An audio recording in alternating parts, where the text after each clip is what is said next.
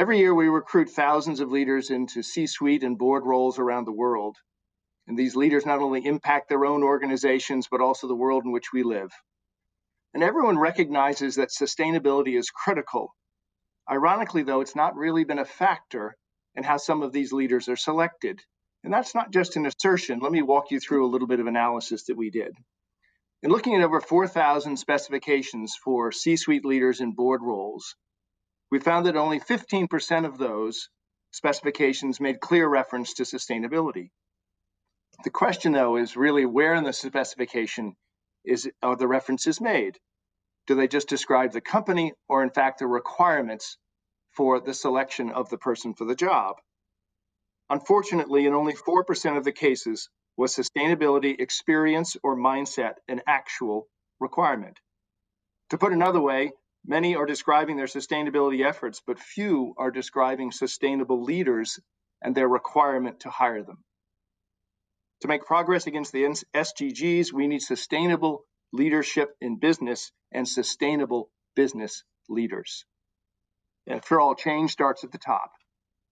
Together with UNGC, we asked an important question and set out to answer it. How do we make sustainability core to the DNA of leadership teams? Recognizing there are CEO and board leaders who have made considerable progress integrating sustainability into their business strategy, we embarked on a global research project to study 55 of these sustainability pioneers. The pioneers were drawn from a range of businesses across industries and geographies. And you may notice these sustainability pioneers are in fact more diverse than corporate leadership in general. That may tell us something right there. Our analysis was designed to identify the differentiating characteristics of sustainable leaders, their motivations, their competencies, their actions. By understanding what sets these sustainable leaders apart, we can equip organizations to better identify and develop the sustainable leaders for tomorrow. Before we turn to reveal what it is that differentiates these leaders, it's helpful to first look at their journey to sustainability. What is it that has motivated them to engage so deeply? As we analyzed our conversations, a pattern emerged. These leaders can be broadly categorized into three groups based on their motivations and their journey. The first we call the born believers, those that described a passion for environmental or societal issues having been fostered from an early age. The second is the convinced, those that described an increasing understanding of the strategic importance of sustainability as they advanced in their careers. And finally, the awoken, those that described a pivotal moment of realization prompted by a major event or experience in their lives. Many assume that sustainable leaders are born believers, and in fact, they're about half. But just as many come to this in their careers as the convinced and those that are awoken. And why does this matter? Critically, it tells us there are more sustainable leaders in waiting than you might think. And we must seize the opportunity to identify and develop them. At this pivotal moment in time, this is the most powerful lever for the decade of action. So what is it that makes a sustainable leader a great leader? Sustainable leaders combine a sustainable mindset and sustainable skill set. The sustainable mindset is the purpose-driven belief that business is not a commercial activity divorced from the wider societal and environmental context in which they operate. Mindset matters, but it's not enough. Sustainable leaders bring a unique set of 4 skills to their work. First, what we call multi-level systems thinking. Sustainable leaders go beyond a deep understanding of their own organizations and incorporate the larger economic, societal, and environmental systems around them. They drive actions that turn sustainability into a competitive advantage. The second skill is stakeholder inclusion. Sustainable leaders don't manage stakeholders, they include them. They understand a diverse range of points of view to drive value creation with all stakeholders in mind. The third skill is disruptive innovation. And we know transformation is easy to discuss, but difficult to deliver. Sustainable leaders are willing to disrupt their business and industry, and they ask, why can it not be done differently? They make bold investments that eliminate the trade-off between profitability and sustainability. And finally, the fourth skill we call long-term activation. Sustainable leaders do not simply have a long-term orientation, they set audacious goals and they drive concerted actions to surpass them. They stay the course in the face of setbacks and make decisions that may be unpopular with short-term oriented stakeholders. Our model of the sustainable leader provides a critical blueprint for organizations to select and develop the sustainable leaders of tomorrow. Again, we believe that sustainable leadership is the most powerful lever for the decade of action. And today we've got three action-oriented leaders who will share their perspectives on this topic. We're joined by Jim Snabe, the chairman of Siemens and chairman of AP Moller Maersk, Ilian Mihoff, the dean of Ancillon Business School, and of course, Lisa. Thank you all for being here. And Jim, if you don't mind, I'd love to start with you. As you look at this from your view or perspective of board and CEO roles, what do successful, sustainable leaders and leaders do differently than others? Well, thank you, Clarke, and it's great to be here. If anyone was ever looking for a leadership moment, I think we have one now. In one way, you could argue that the world has never been better. In progress in many dimensions, and the United Nations have defined the goals that we need to solve, or the problems we need to solve for a sustainable future. And at the same time, COVID-19, but also disruption in general, and the lack of progress actually forms my opinion about a successful leader. If I should summarize it in real short, I've always argued that successful leaders have bigger dreams, and they care more about the relevant details that really make up the change that is necessary.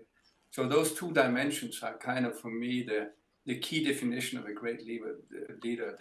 The dream is important to inspire people about a better future. You have to be ambitious, as you said, and I think you need to create followership, otherwise you're not really leading.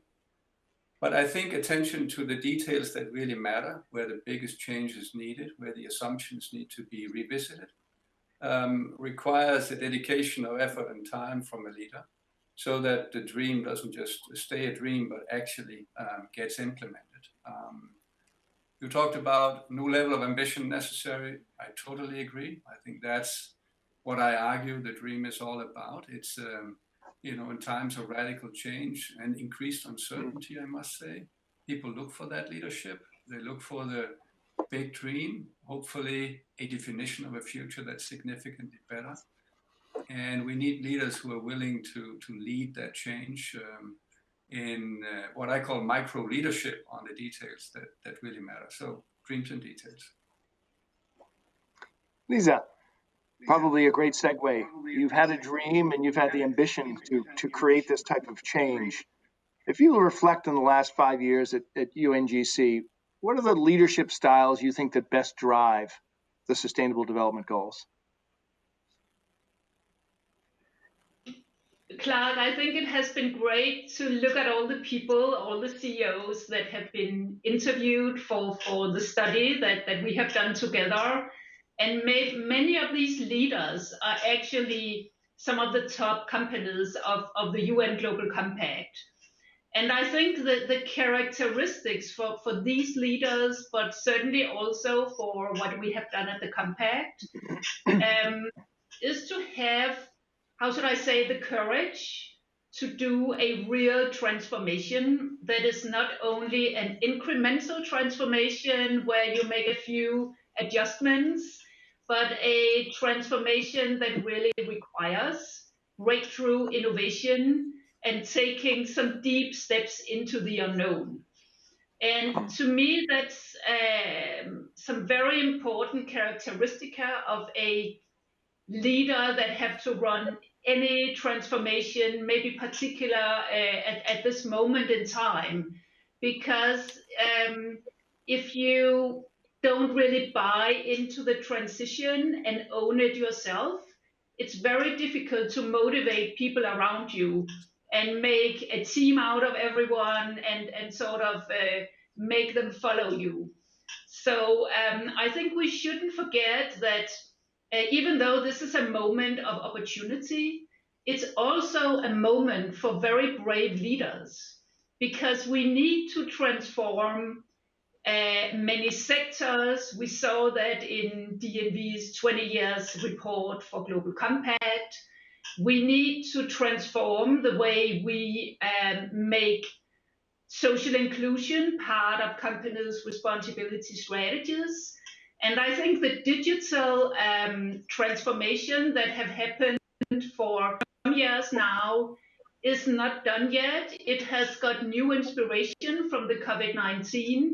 But personally, I clearly see the next wave of business transformation to be one that is related to responsibility and sustainability in companies. There you go.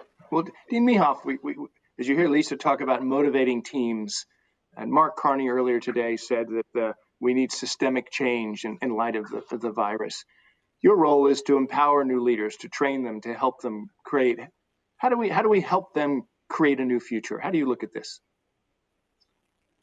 Well, first of all, happy birthday to UNGC. 20th anniversary. It's a big thing, and congratulations to Lisa for leading this organization for the last 5 years. And Lisa, you can definitely take credit from moving 47% to 74% of people engaged with SDGs. So this is, I think, really good news.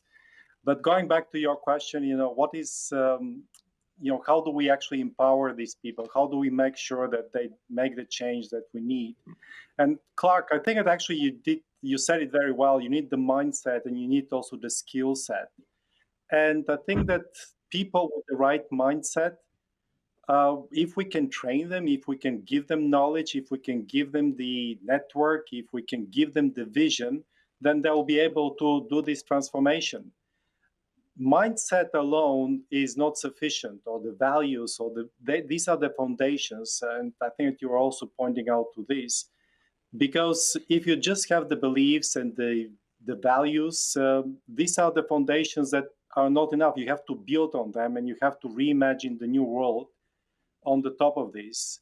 So the way that we need to do this is, first and foremost, is create knowledge. We still lack a lot of understanding of how to build new business models in certain areas, how to measure properly trade-off between risk, return, and impact.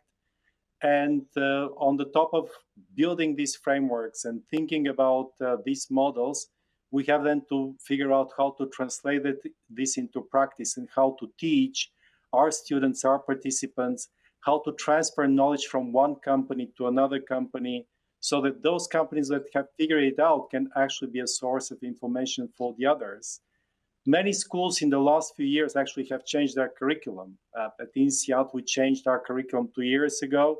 We created a set of required core courses on business and society, because we know that change will happen and it has to happen. And we want to be those who accelerate this change. Last year we started also bootcamp on SDGs for our students, and we created dozens of courses so that address sustainability, inequality, gender equality, and so on. So I think that knowledge creation, knowledge transmission is one thing that is very important, but equally important, I think it is the sense of community. I think that it is very important what we're doing here together with the UNGC, with businesses, governments, NGOs, is to realize that the future of the world is a joint project. We are all involved. We are writing this future together. And in the beginning of this calendar year, actually, we did something, quite brave, I would say. We challenged our community, alumni, students, staff, faculty, everybody, to remove single-use plastics from their homes and offices. And, it's not easy, because habits are persistent. But I think that at the end of the day, the power of this exercise was that when you realize that you're not alone, that your just simple plastic bottle by itself is consequential because it leads to other people do the same thing, it's very motivational. And the last thing I want to say is that it's something that also Jim said and previous speakers were mentioning, that you really have to imagine big things. You have to dream. You have to embrace systemic change. And I think that actually that's also comes in your report, Clarke, about the systemic thinking. Because these are extraordinary times, and you have to embrace systemic change. But it is difficult, so we have to go to the core of the problem. Today, when we look at the Black Lives Matter movement, we definitely hope that this will lead to the end of the incredible injustice and pain that Black people have endured over centuries. But we also know it will not be easy, because change has to start at the roots. Children have to be educated differently. They have to study beyond numeracy and literacy, how to behave in a society, how to treat people as equals. The same thing is with sustainability, because it's a systemic change. And without education, it's not going to happen. What I really like about UNGC is that it gives us a unique opportunity to create a dialogue between businesses, governments, and NGOs. We have relied in the past too much on governments to solve everything. And I'm so happy to see the reports from Lisa, from others, that businesses are getting more and more engaged, because I think that business has a role to play in solving these problems. Jim, as we come back to business, we now have the SDGs are complicated, and we were calling for action. Now we have the COVID crisis as well. Advice that you have as you give advice to leaders about how we come through this next period. Thoughts? Yeah, no, I think this is very, very important. I mean, there's a huge risk that this COVID situation would come to the wrong conclusions, like let's reverse globalization, or let's postpone sustainable solutions because this is not the time. We have other priorities, and I think those are the wrong conclusions. Again, you need to be ambitious. So I have kind of three advice that I give to the leaders that I work with as a chairman. Number one, this is the time to solve the relevant problems. And technology in many ways is the answer, but not used in an irresponsible way. I mean, so far we've solved insignificant problems like sharing videos and stupid pictures among each other. We know the problems to solve. There are 16 SDGs to solve, and the 17th says that we need to do it in partnership. So that's where I would start. The second thing is that as a leader, you've got to challenge existing assumptions. And I think the biggest wrong assumption that many people have is that being sustainable goes against the business objectives of profits. This is wrong. We are at a tipping point. A kilowatt hour of energy produced by solar or wind is cheaper than one produced by coal. So this is the moment where we don't have to think about how we spend our money on making the world more sustainable, but how we earn our money, so that in the process of earning the money, we make the world more sustainable. And then this whole thing becomes sustainable. And my last plea is have a holistic point of view on what business is. Yes, you need to run a business for profit, but you have to include all stakeholders. I think you call it multi-level, what you call multi-level system thinking, but also stakeholder inclusion. And I think this is key. And understand, where do you deliver the value? Which of the SDGs can you influence? And make sure that your company leverages this opportunity to dramatically move forward. We need a much faster process to solve the SDGs in the time to set out. And this is the time to accelerate exactly that. Lisa, we talk about pools of leadership and the actions that Jim talked about. How do we have more diverse, not just more sustainable leaders, but grow the pool of diversity? Now seems to be the moment, again, as Dimi Hoff talked about what's going on in Black Lives Matter as well. Yeah. Well, it's hard to predict about the future. But, I strongly feel that business leaders need to become social activists in the coming years and really what their employees and stakeholders are expecting from the company in terms of how it contributes to bringing down the social inequalities in the world. And I mean, Clarke, let me give you one example. We have spoken for many years about being inclusive in companies, creating better diversity. Often this has been between men and women. That has not been very successful. For example, at the moment, I think 7% of the CEOs in Fortune 5 are women. But despite that, I think the next phase is going to be, how do we avoid exclusion? So it would be an agenda that's more dramatic than it is today. And clearly we already see how the racism, how the killing of Floyd has created a whole new movement around the world. And, you know, companies sit at the center of their stakeholders. This is what young people are interested in. This is what young leaders want to be assured about, that the companies they work for is part of being a force for good in the world. So I think the COVID-19, with many other learnings, also has put a lot of emphasis on the social inequalities in the world and how dramatic they actually are. We knew that already when we took stock of the SDGs in September last year, and climate and social inequalities came out as the two biggest gaps. But we didn't know by then that in May, 45 million people were put back into absolute poverty, and that the world's attempts to roll back poverty has now been put 20 years back. So I think there's a new agenda coming up here that needs some good attention. Right. I see we're getting the call for time, but I think we end where we start. Leadership has never been in more demand. Leaders need to step forward to lead, to change the world, and to have this decade of action become a reality. There'll be a series of panels through the rest of the day, hosted by some of these pioneering leaders, as well as members of UNGC. And we look forward to continuing the discussion about the role of leadership and making sure we identify, retain, and recognize those great sustainable leaders of the world. Thank you all for hosting. Lisa, congratulations on your 5 years and all you have done to make this become a reality. Thank you very much.